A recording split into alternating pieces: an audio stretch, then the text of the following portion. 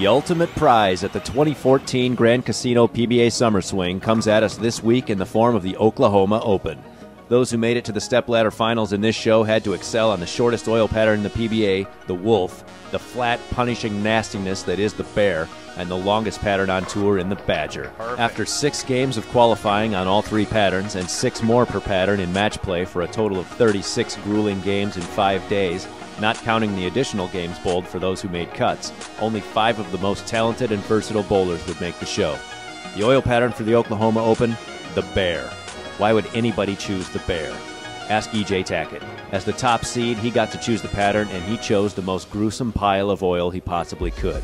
Although Tackett didn't make it to any of the animal pattern shows at this year's Summer Swing, his best finish was 9th in the Wolf Open, he did figure out the Bear during Oklahoma Open match play. That is, if figure out is synonymous with completely dominate. While everyone else struggled through the ghastly soup, Tackett put strike upon strike upon strike, averaging 227 for that block and building a large enough lead that no one could catch him in the final round of match play on the Badger. Tackett, the reigning PBA Rookie of the Year, is bowling in his 2nd title match this season. He was the runner-up in the USBC Masters and is looking for his first career PBA Tour title. Sitting in the top spot, he'll need to win 1 match to claim the coveted championship. 2nd seed Chris Loschetter made it to the stepladder finals in the Wolf Open, finishing 5th. He also landed in 12th place in the Bear Open and 8th in the Badger Open, so it's no surprise to see him this high on the stepladder. Loschetter has 1 PBA Tour title on his record and looks to be fully prepared to add his 2nd. He bowled extremely well all week and has the ability to make big shots in big moments. One would think Loschetter would probably prefer the Wolf pattern, but based on how well he did on all 3 patterns, Loesch isn't going to care what's on the lanes as long as he's making good shots, which he's proven he can do consistently and confidently.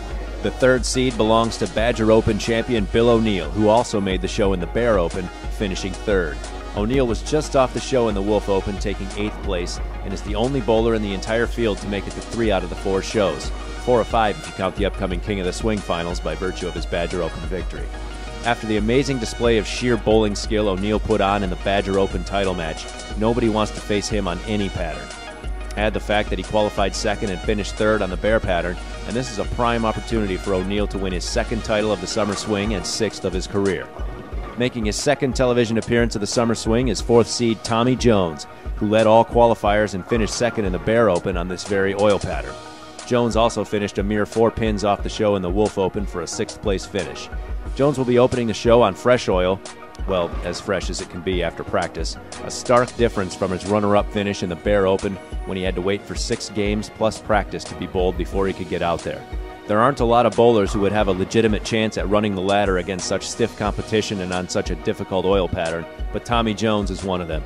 He's looking for title number 16 in his career, and after a disappointing finish in the Bear Open, he'll have an extra motivation to take out anything in his way. His first obstacle is formidable. 5th seed Jason Belmonte, another bowler on the short list of those who can run up an entire stepladder. Although Belmonte didn't make any of the other shows at the Summer Swing, he finished 10th in the Bear Open and 11th in the Badger Open. Plus, he won the Bear Open last year and took 2nd in the U.S. Open on similar flat, nasty oil. Belmonte has bowled in the title match in 6 of the last 7 major tournaments, winning 3 of them, including the USBC Masters earlier this year, in which he rose all the way from 5th to the title match, facing, guess who? E.J. Tackett. Belmo has a total of 9 PBA Tour titles, and if he can give Tackett a bit of unwanted deja vu on his way to title number 10, we'll be looking at a definite Hall of Famer.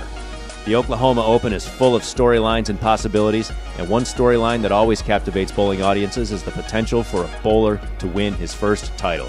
Could this be that time for E.J. Tackett? Freshly 21 years and 10 months of age, our top seed joins Mike J. Laneside in the latest episode of Having Beers with Bowlers.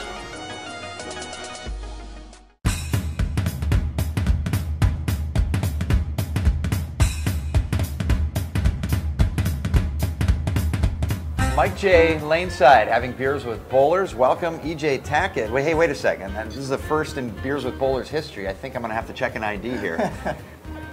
But you see it? Yeah, well, you were 21 last year. Let's see it. All right. Do you have it handy? I do.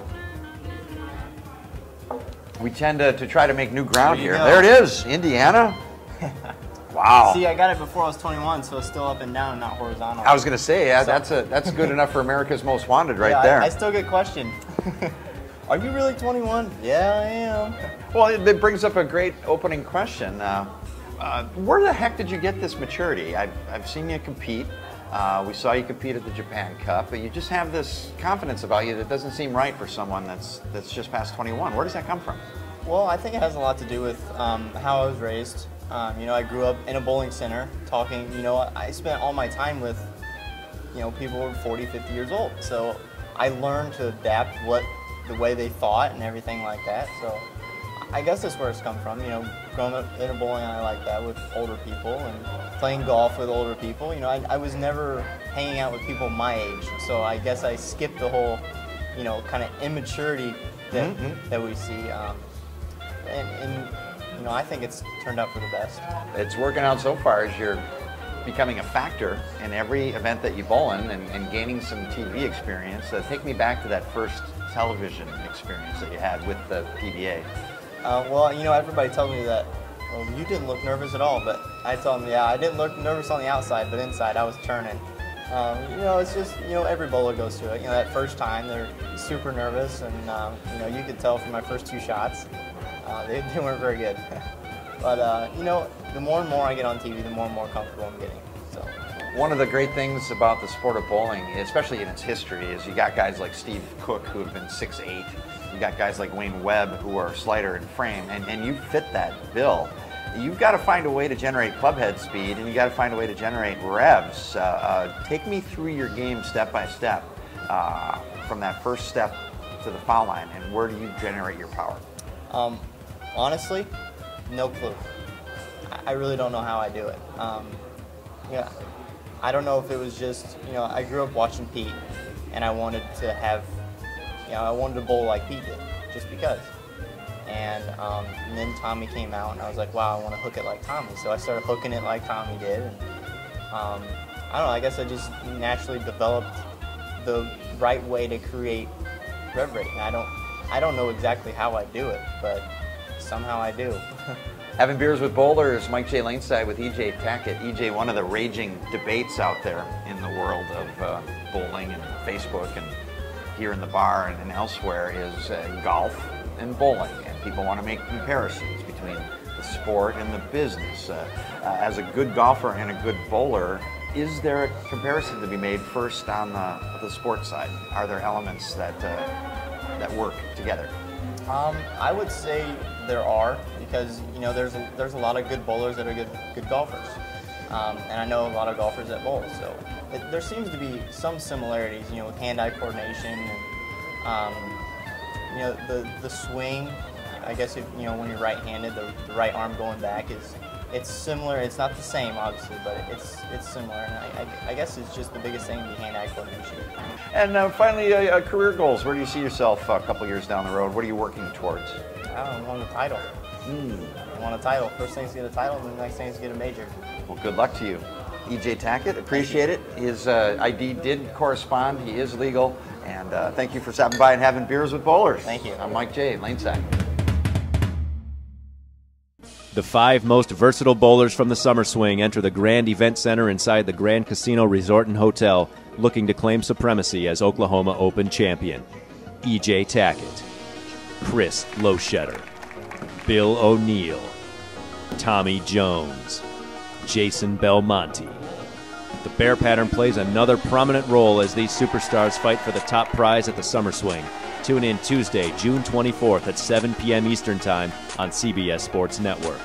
The Oklahoma Open postgame show immediately follows the telecast. Log into Xtra Frame for highlights, trophy and check presentation, and an interview with our winner.